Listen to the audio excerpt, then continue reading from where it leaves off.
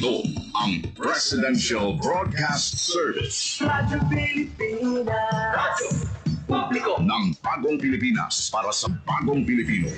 Naghahatid ng mahahalagang balita at impormasyon na guugnay ng pamahalaan sa sambayanan. Tulay sa himpapawid ng serbisyo publiko. Radyo Pilipinas. Radyo Publiko.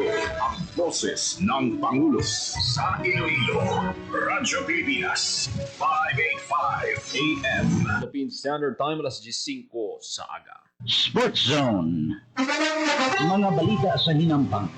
Diri sa Iloilo, sa pungsod, kung bisan diin man nga bahin sa kalibutan.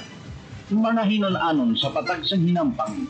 Inyo mahibaluan sa Sports Zone. Ang pakdi sang kalutusan. Ang kasadya sang kadalagan. Ululupod natin na saksihan sa Sports Zone. Programa sa hinampang, pagkilala sa mga tao, sang ila kinaagman, sang ilang pagpaninguha nga matibong ang kawalingon nga hampang. Sports Zone. Yari ang inyong Sports Zone host, Joseph Paul Noblesa Tarosa.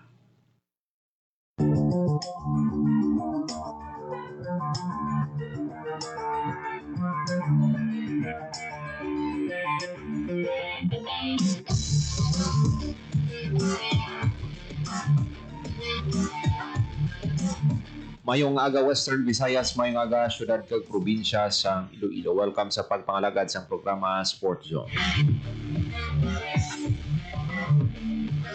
Isa naman ka edisyon sa aton nga pagpangalagad para sa mga updates sa patag sang hinampang. Inyong inyo alagad kag anchorman Joseph Paul Noblesa Tarosa. Ululupod kita subong Martes Enero 27 na kina, no? Sa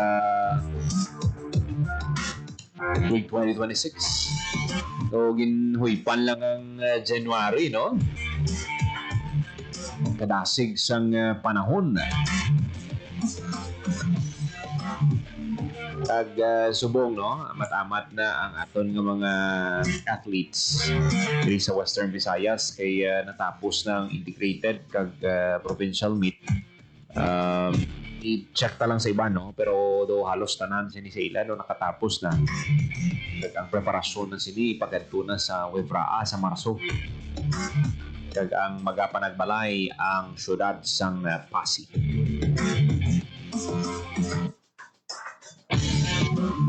Sa aton nga pagpangalagad, istoryahan ta, no? Ining pag-retire sang Chicago Bulls sang jersey number sa isa sa mga makabig na ton legend man sa patag sang NBA, though na apektuhan lang ang iyang hampang tungod sa multiple injuries, pero sang time niya nga ra siya sa prime niya, dominant gid ni siya nga klase ka gwardiya. Ag nag-MVP man ni Nino, youngest MVP sa history ng NBA, season MVP. Why na singli one si Derrick Rose.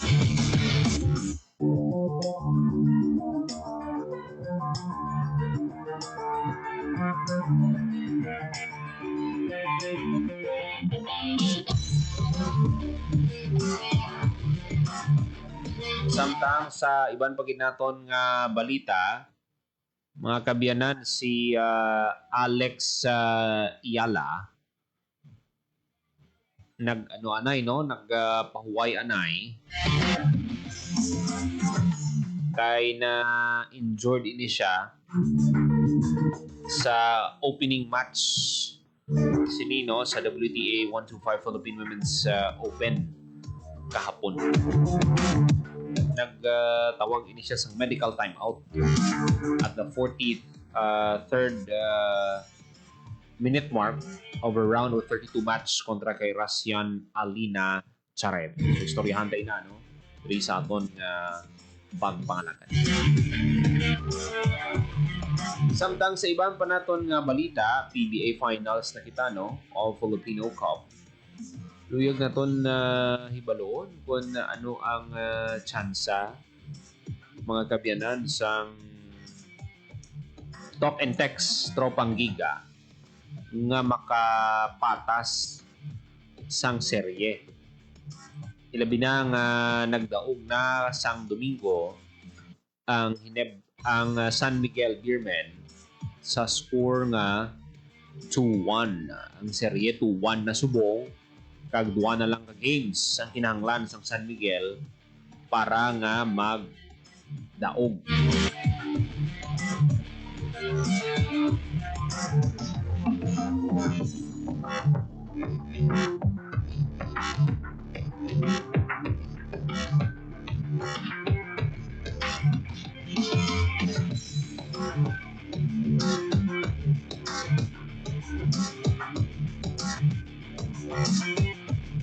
Kahit subong no, sa nakita naton sa hampang mabulubudlayan na ang Talk and Text kung mapirdi pagid sila was sa Game 4.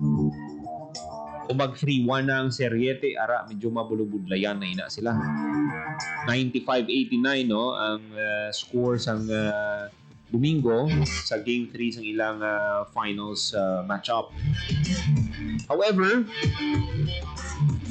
hindi man ni bago para sa Tropang Giga na mag-trail sa serye 2-1 before winning a championship.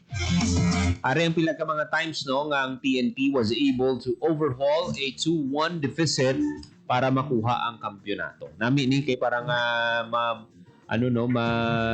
paglaom bala sang fans buhi sa gihapon. The last time TNT came back from 2-1 down to win the championship, sakit man siniman. 2023 Governor's Cup. Singin lutos nilang Barangay Ginebra sa finals with Ronday Hollis Jefferson kag Mikey Williams in vital pieces para nga makuha sang team ang kadalagan. TNT won the next 3 games, so sunod-sunod, way na nakatibawas ang San Miguel after being down in Game 3 with Hollis Jefferson taking over the series. Kaya nga hampang si RSJ nga pa-score siya 36 points, 10 rebounds, with 5 assists sa Game 4 inano, which was followed by a triple-double in Game 5. 32 points, 16 rebounds, with 10 assists. Kaya sa Game 6, si Mikey Williams na silang nag-take over after a 38-point explosion sa 97-93 win nila. Kaya handed Justin Brownlee ang pierde sa PBA championship round. May pa ni na perdi si wala pa ni kagi perdi si Justin Brownlee sa finals until nga nakasagupa nila ang Talk and Text 3 ka beses para sa isa ka fans ang Ginebra since 1996. Lima pa lang kita tuig fan na kita sa Ginebra, no? Pero muna ka resilient ang Talk and Text. Ari pagid 2015 Commissioner's Cup.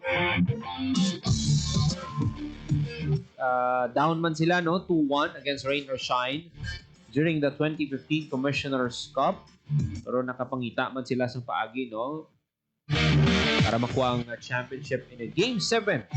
Pinagi sa efforts na ni Ronnie Del de Ocampo, Jason Castro, kag ilang import Ivan Johnson.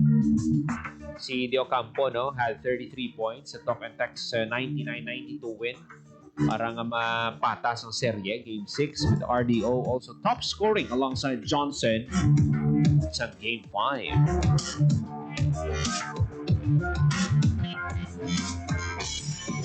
Game 4 no, Game 4 napatas ang serye 33 points si De Ocampo. Pag Game 5 nagka-avanse sila 3-2 na, pero naka-force ang decider ang Rain or Shine. Pero masakit man kay closing game nila no sa Game 7, 121-119. Ranitel De Ocampo went on to take home the finals MVP. 2023-2015 na Commissioner's Cup, All Filipino Cup.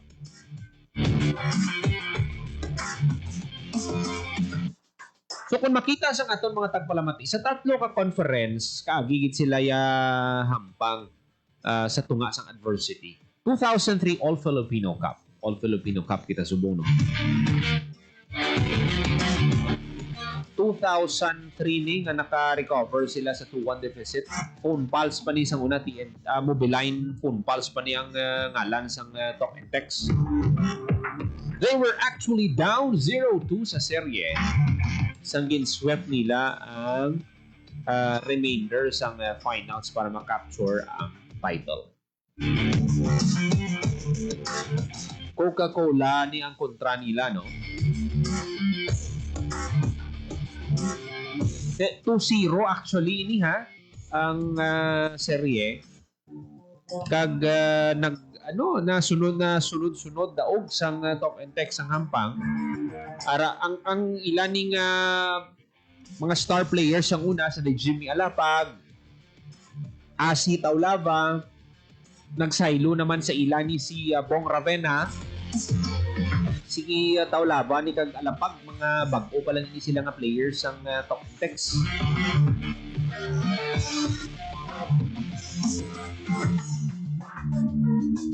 Amo lang ni no, trivia lang, amo lang gid ni ang first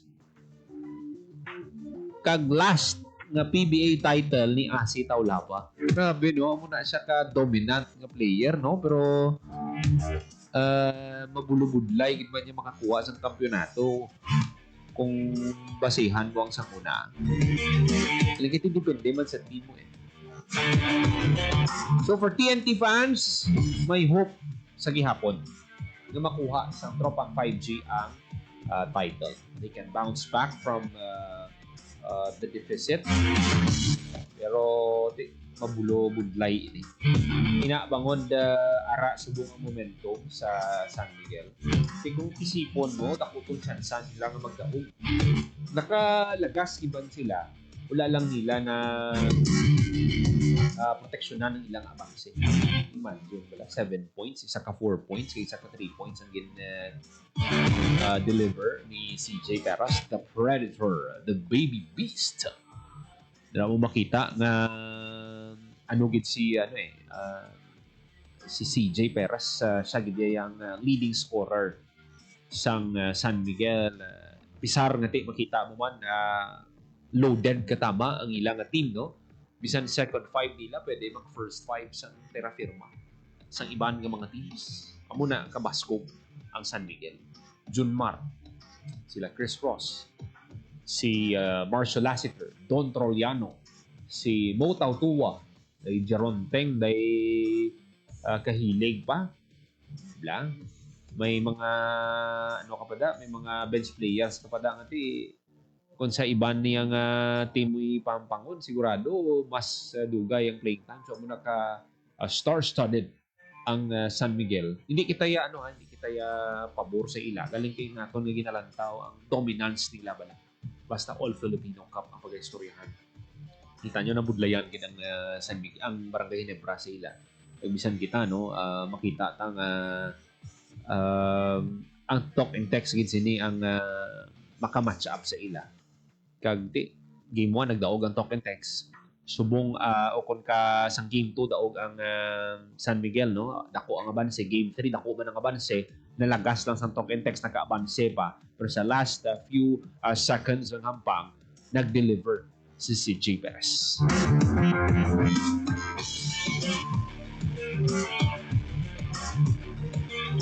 19 minutos magaligad sa takdang alas 10 sa aga. Maghahatag lang ita sa pila ka mga pahanumdom, dugang ang mga balita, apat pato na to sa pagbalik sa programa Sports Zone.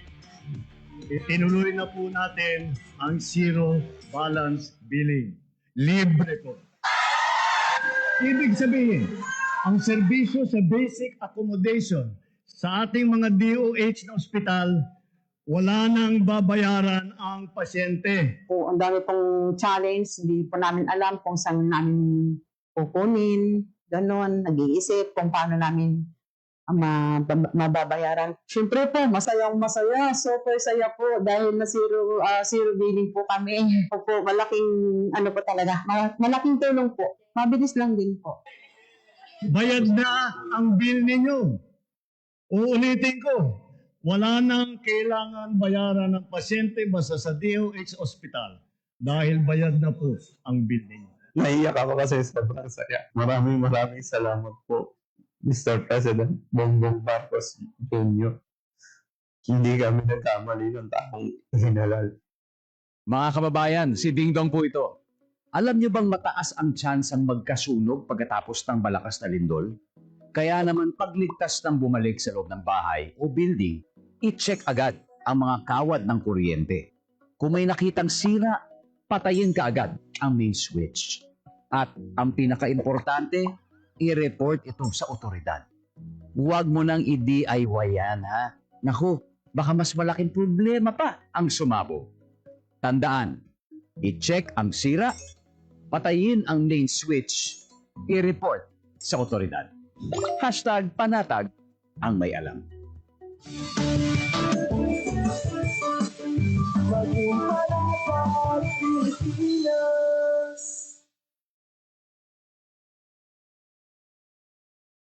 Magandang araw, si Ding Dong Dantes po ito.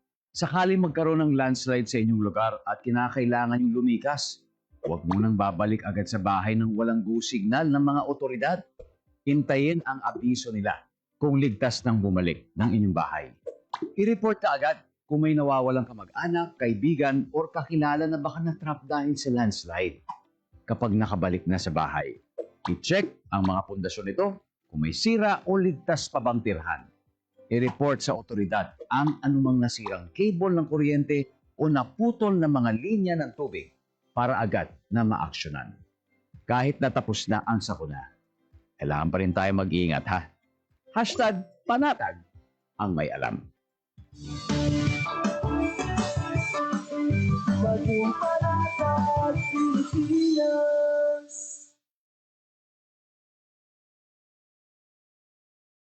Magandang araw, si Ding Dong Dantes po ito. Basta sinabing Pilipinas, isa sa una nating naiisip ay ang magagandang beach sa ating bansa. Andyan ang Boracay, El Nido, Panglao, nako, nakakamiss tuloy ang dagat. Pero what if habang nasa dagat ka, biglang lumindol ng malakas na halos hindi ka na makatayo? Tapos, biglang umurong ang tubig ng dagat na para bang napakabilis na nag-low tide? Tapos maya-maya pa may narinig kang kakaibang tunog na para bang may papalapit na malaking alon sa'yo. Hep, alam ko nakakapanik. Pero, lumikas ka na agad at tumakbo sa mataas na lugar o papalayo sa dagat. Dahil, kapag naranasan mo ang mga senyales na ito, ibig sabihin, may paparating na tsunami sa lugar nyo. #panatag ang may alam.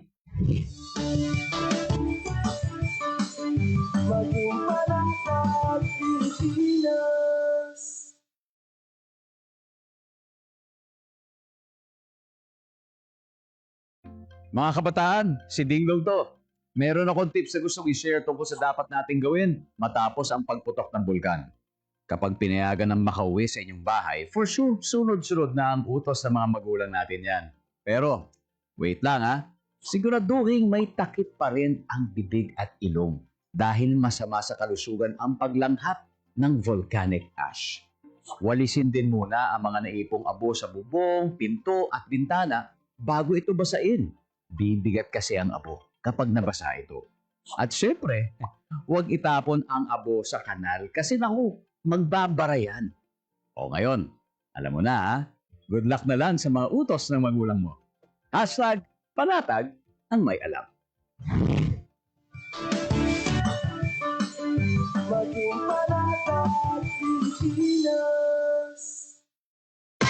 Time to celebrate kulturang Pinoy. Tradisyon, musika, sining, literatura, at iba pa. Anything and everything fun and Filipino. Ito ang Pinoy Kultura.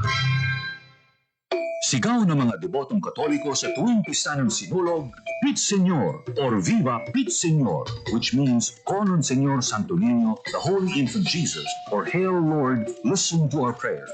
In 1521, Portuguese explorer Ferdinand Magellan arrived in Cebu to spread Christianity. He handed the image of the Christ child or Santo Niño to Raja Humabon, who got baptized as King Carlos and his wife Queen Juana. Nagsimula ang Pista ng Sinulog taong 1980 sa Cebu upang parangalan ang mahal na Santo Niño.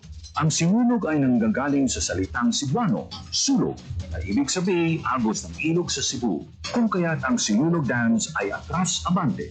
Tuwing ikatlong linggo ng Enero, isang babaeng bihis Reyna Juana ang umiindak hawak ang imahe ng Santo Niño sa magandang parada ng sinulog.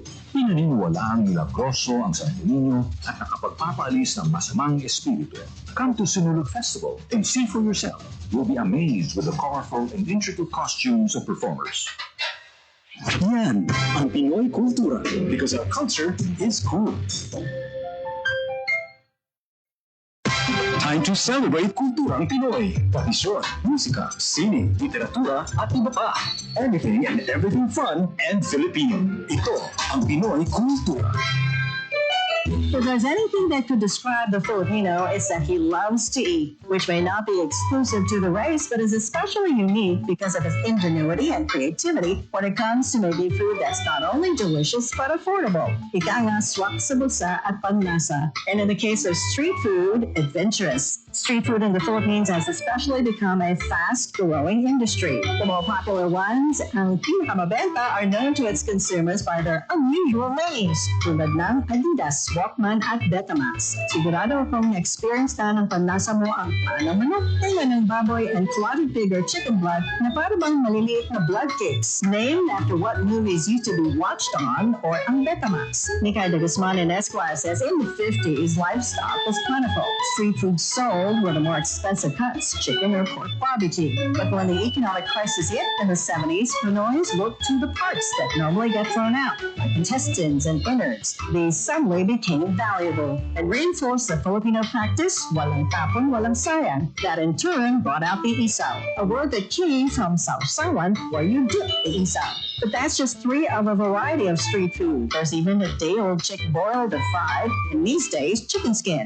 Found more often near bus stops, markets, or workplaces where an ordinary person can grab a quick snack for less than 10 pesos. Ano man ito, banana cue, kamote cue, turon man, quick, or paklaning. In these times of frugality and austerity, laman-tiyan siya ng Pilipino at ng kanyang kultura.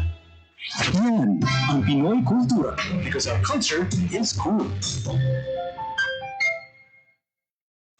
Time to celebrate kulturang Pinoy. Tradisyon, musika, sining, literatura at iba pa. Anything and everything fun and Filipino. Ito ang Pinoy kultura.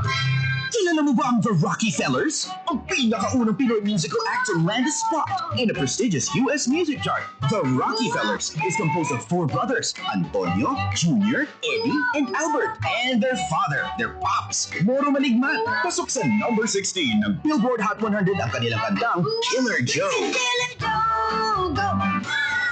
Holding her so tight. That was in 1963.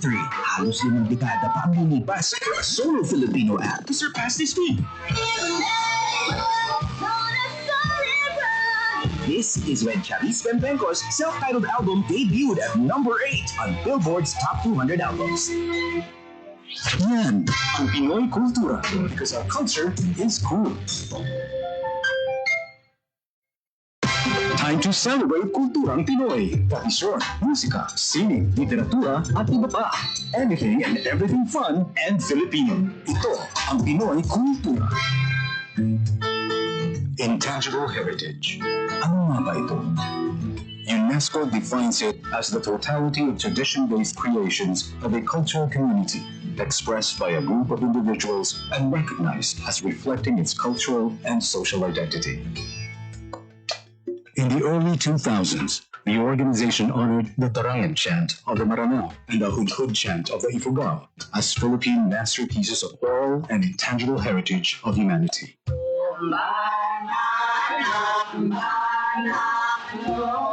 The Hudhud is recited and chanted among the Ifugao only during 4 occasions: harvesting and weeding of rice, funeral wakes, and bone washing rituals. Ito ay binubuo ng 200 kwento na may 40 kabanata bawat kwento. A celebration of heroes, heroines, wealth, and culture.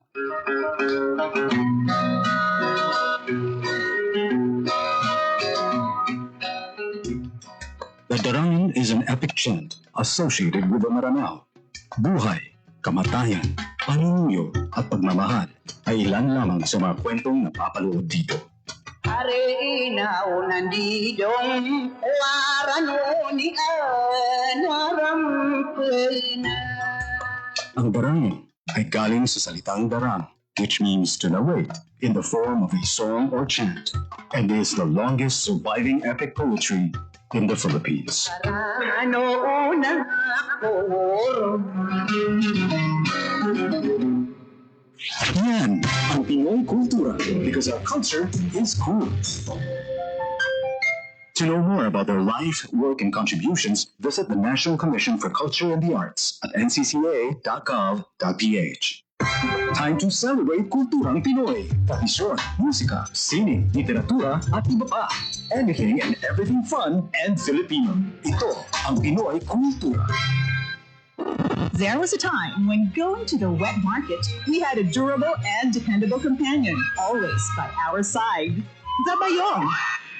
It is a kind of bag that is originally and proudly Philippine-made.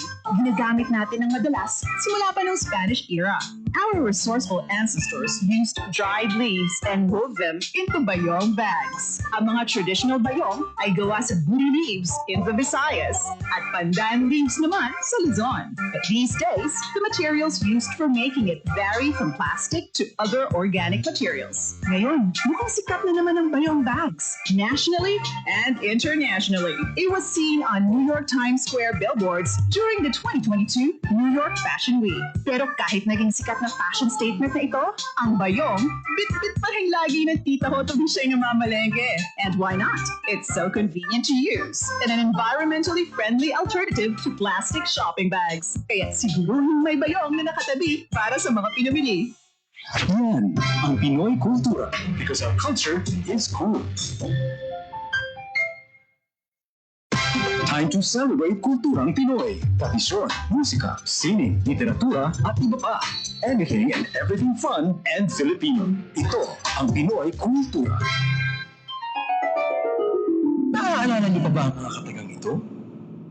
Ay, Paris, ang araw. Ano ba yan? Tiro sunod ka na naman. Bakit wala na naman kapares yung tsinelas mo? Ang dungis mo. Tama na! Ayos lang, di ba? Masaya naman tayo naglalaro sa kalye ng sipa, patintero, pagawang base, habulan, jolin, trumpo, text, at marami pang iba. Some Filipino games just show how creative we are. All we need are players and nothing else. Ang saya balikan ng ating kabataan. Kain, tulog, laro, at laro. O ano, game na? Pagkabilang kong 3, nakatago na kayo. Yan ang Pinoy kultura because our culture is cool. Time to celebrate kulturang Pinoy. Tradisyon, musika, sining, literatura, at iba pa. Anything and everything fun and Filipino. Ito ang Pinoy kultura. Masaya at makulay ang ating buhay. Kitang-kita yan sa likha ng ating national artist na si Larry Alcala. A slice of life served with a dash of laughter, angry neighbors, nosy kids, pretty women, and just about anything na pwede mangyari sa simbahan, sa pistahan, sa sakayan, sa sementeryo, at sa bakuran. Larry Alcala, a well-known editorial cartoonist and illustrator who captured the hearts of the Filipinos. His work is a reflection of the many unique aspects of everyday life in the Philippines. Oh, nahanap niyo na ba si Larry Alcala? Yan ang Pinoy kultura because our culture is cool. To know more about their life, work, and contributions, visit the National Commission for Culture and the Arts at ncca.gov.ph. Time to celebrate kulturang Pinoy. Tradisyon, musika, sining, literatura, at iba pa. Anything and everything fun and Filipino. Ito ang Pinoy kultura. Kung pagandahan lang ng arkitektura, ang Pilipinas ay hindi magpapahuli sa ibang bansa. Patunay dito ang San Carlos Seminary, Rizal Theater, Capitol Theater, Manila Jockey Club, ang University of the Philippines Library and Administration Building, at ang Rizal Shrine. Ito ang mga likha ni Juan Felipe de Jesus Nakpil, ang tinaguriang Dean of Filipino Architects. Si Juan Actil ay nag-aral at nabigyan ng bachelor's degree in mechanical engineering sa Estados Unidos. Siya at ilan pang iba ang nagtaguyod ng Philippine College of Design in 1941, which unfortunately did not survive the Second World War.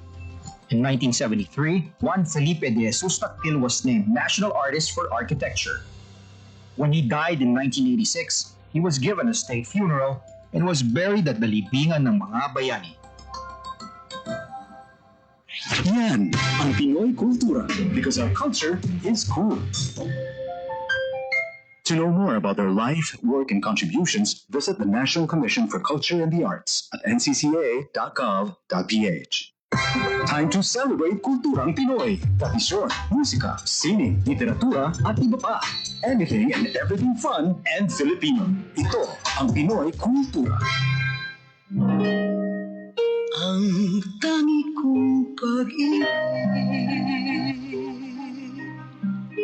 You probably haven't heard these in the last 50 years or at all. They're called kundiman songs, a genre of traditional Filipino love songs first heard in the 1800s.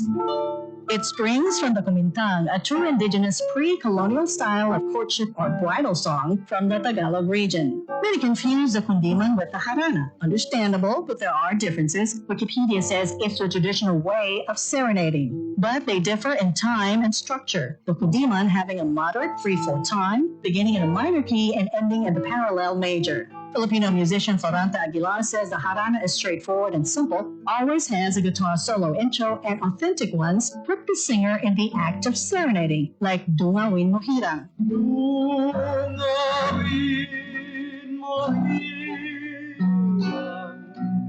He says a notable difference, it's fatalistic lyrics. Kaawa-awang tao or sitwasyon where the lyrics portray one's choices or actions make no difference because everything is left to fate. Sabi niya, kadalasan ang mga nganta ng kundiman ay heartbroken or sawi. Mahirap lang at ang tanging alay niya ay ang kanyang walang kamatayang pag-ibig. He is willing to suffer for his love, even die for it. As seen in the lyrics Jose Rizal wrote in his kundiman. Ibubuhos namin ang dugot babaha, matubos nga lamang ang sa amang lupa, portraying his intense love for country. From its basic form, Filipino composers such as Francisco Santiago and Nicanor Abelardo put poetry to music and formalized the art song, the Western style of vocal music composition. More than half a century ago, they were popularized by the queens of kundiman, Conching Rosal, Silvia La Torre, and Atang de la Rama. Sikat din sa pag-awit ng kundiman sina Rick Manrique Jr., ang mabuhay singers, and of course, the king of kundiman, Ruben Tagalog. You might not hear this authentic art form out of the radio anymore, but I hear it does on a particular app. Might be cool to listen to, learn from, maybe even sing to your grandma or grandpa or for yourself. A way to connect with the heartrending roots of something truly Filipino. Yan ang Pinoy Kultura because our culture is cool. Time to celebrate kulturang Pinoy. Tradisyon, musika, sining, literatura, at iba pa. Anything and everything fun and Filipino. Ito ang Pinoy Kultura. Alam mo ba kung ano ang mambabato? Think about the tap, tap, tap of the bamboo stick on a thorn to draw a symbol on someone's arm. This is the traditional Kalinga art of tattooing, performed and kept alive by traditional tattoo artist Wangod Ogay, also known as Maria Ogay from Buscalan, Tinglayan, Kalinga. Wikipedia says Wangod is the Philippines' oldest mambabato at 105 years old now. Sarah Barnes honors Wangod in My Modern Metro, telling Wangod's story as an apprentice. 39 minutos magaligat sa taknang alas 10 sa aga. Parahin ka muna nagapamati diri sa Gyapon sa programa Sport Zone. Mga kabyanan, tagaan pagkilala sa Chicago Bulls si Derrick Rose, no, sa giniwat nga jersey retirement. Kag as a child, no, growing up sa Chicago, si Derrick Rose witness greatness sa sulod mismo sang United Center, seeing Michael Jordan, Scottie Pippen, na pangunahan ang team sa 6 NBA titles. Kag sa naligad nga Sabado, Rose joins greatness inside the United Center matapos naging retire ang iya jersey jersey number 1 naging pasaka sa rafters, hanging alongside the likes of Jordan's number 23 kag sa Scott Pippen's number 33. Pero ang journey padulong sa Saturday sa jersey retirement, hindi nanging simple. Damo nga odds kag countless challenges ang inagyan ni Derrick Rose. Humalin sa nag-umpisa ini siya, sa na-draft ini siya sa NBA sadtong May 20, 2008. 1.7%. Those were the odds the Chicago Bulls faced sa pagsulod nila sa NBA draft lottery. They defied those odds from 9th to 1st draft pick, no, para makuha ang rights to the number 1 pick sa 2008 NBA draft. Ang top prospect on the board was a local kid from Inglewood neighborhood sa Chicago South Side, ultra-athletic, dynamic 6'3" guard. Kaya nasing liwan, si Derrick Rose. Kasi sa dako niya, no, sa isa sa pinakamasiling naton toughest neighborhood sa city, si Derrick Rose, no, immerse himself sa game to avoid many pitfalls na naga-surround sa iya, no, on a daily basis. Nagahampang ini siya, no, countless hours on the blacktop. Kagti mo na may mga court ini siya nga ginampangan man, siyempre balaan taman niya sa Amerika. Grabe ang kompetisyon dito. Kung basketball lang ang pag-istoryahan. Kagti na notisyahan ini siya sa high school, sa naghampang ini siya for Simeon Career Academy. Kagti nakuha nila ang back-to-back state titles in 2006 to 2007. That included then University of Memphis head coach John Calipari. Kagti naghampang ini siya sa high school. Kagti sunog gani sa ila coach, nakita niya ang abilidad sang ni Derrick Rose, no. Dasig. Kagti kung makuha man ng bola sa iya, it was getting pinned on the other end. So may floater siya. May 1-2 floater pa siya. Kagti muna, no, ang kalibre niya high school pa lang. As a freshman, si Derrick Rose, naging pangunahan niya ang Tigers to the NCAA Final Four. They came up short of winning the program's first ever national championship. Pero masiling na to ng mga scouts, no? Notisyaran na si Derrick Rose. Kasi sa 2008, kuha siya sang Chicago Bulls. Ang naglawag pa sinisang una si David Stern, ng former NBA commissioner, the kid from Chicago who grew up a Bulls fan. Muna ang masiling nato ng maladumduman tanong with the first pick in the 2008 NBA draft, the Chicago Bulls select Derrick Rose. Dito sa bala, no, nga after pila ka years nga nabudlayan ang Bulls nga maka-contend liwan sa title, natagaan sila sa tsansa sang magsulod sa team si Derrick Rose sa 2008.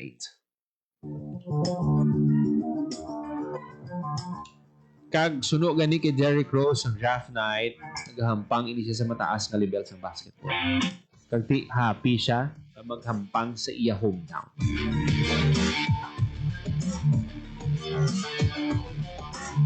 Kag pagsulod niya, basketball sensation siya dayon, no? Basketball sensation siya dayon sa Chicago.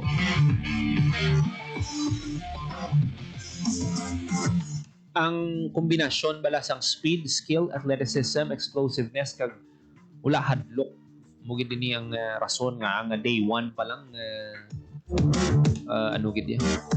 na notice gid si Rose, no, sang minilyon ka fans sa bilog nga kalibutan. Rookie of the year, no question, para gid kay Derrick Rose. Ang Chicago Bulls, no, sulod ayon sa playoffs. On April 8, 2009, no, Game 1 sa first round, kontra sa defending champion na Celtics in Boston. Rose put on a show, no, for the ages sa playoff round. Sa iya debut, finishing with 36 points, 11 rebounds para makuha ang kadalagaan sa Boston Celtics ng home court 105-103.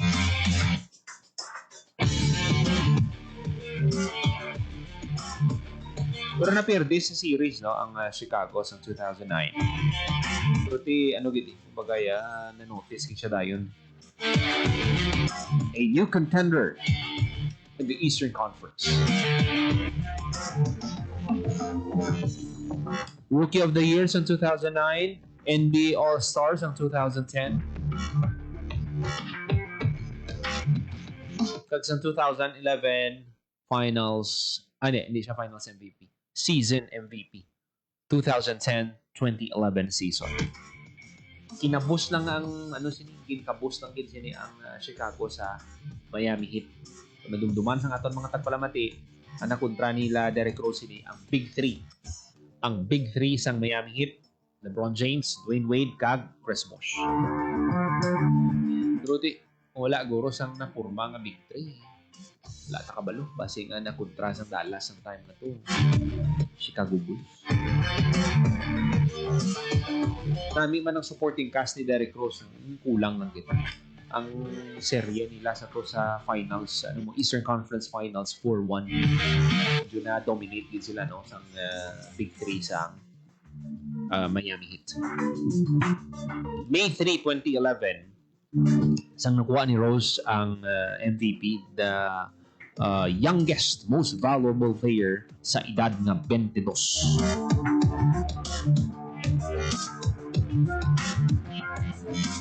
Mula na galing nasubuan lang kita, no, nga wala niya makuha ang kampyonato nga ginahandom niya.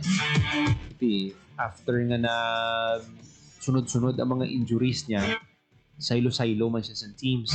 Wala hindi nagid balik bala ang hampang niya sa una. Tamo ni sakto niyo 2011 sang nakabunggo niya ang Miami Heat 2011. Kasi kung madumduman sa aton mga tagpalamati, amuto ang deepest playoff run sa Chicago since their last championship sa 1998. Kumbaga, kung nagdaog sila sa serye, nga balik sila sa finals after pila ka tuig ng paghulat sa Chicago Bulls. Muna ni dayon, sunod-sunod na dayon ang mga injuries ni Derrick Rose kasi nagidya makabalik sa hampang higit bala. Sa 2012-2013, bilogid na season. Nagbalik siya sa 2013. Pero another injury naman, no, a torn meniscus sa tuo niya nga tuhod sa November 12, 2013. Kag sa February 24, 2015, na-diagnose pagid siya, no, with a torn right meniscus. The same sa gihapon, no? Grabe, kita mo na nga nasubuan kita sa iya. Pero kung sa local, ang may siling naton may kapareho, hindi magiging siyempre. Lang, kumbaga do kung lang tawon mo bala, may kumadumduman mo si Derrick Rose, makita mo sa sininga player, si Stanley Pringle lang. Upstep yan ang dribbling skills, pero lain man niya nga kalidad si Derrick Rose. Pero may mga signature moves si Derrick Rose kasi mambalta nga kwa man ni Stanley Pringle. Matiara na subong sa Rain or Shine Last Two Painters. Pero wala man siya magdaog, wala man siya makakuha sa kampyonato, pero ang legacy ba lang ang nabilin niya sa Chicago Bulls na immortalize kung saan sining nakuha, no, sining na-contribute ni Derrick Rose sa management kag sa organization kag sa bugos man nga hometown niya. Best of luck kid para kay Derrick Rose, no, kag I'm sure happy man siya sa recognition, pagkilala nga nakuha niya halin sa management sa Chicago Bulls. 50 minutos makaligan sa takna ng alas sa GSAG. Kabinan ng iban pagit ng mga balita, patpatunan to sa masunod nga edisyon sa programa Sports Zone. Ginapasalamatan ta aton mga kaupdanan sa technical side. Sa studio, Mr. Rochelle Jones Otahero sa transmitter, Mr. Jeffrey Betita. Para sa Bagong Pilipinas, Joseph Paul Noblesa Tarosa, Radyo Pilipinas, Radyo Publiko.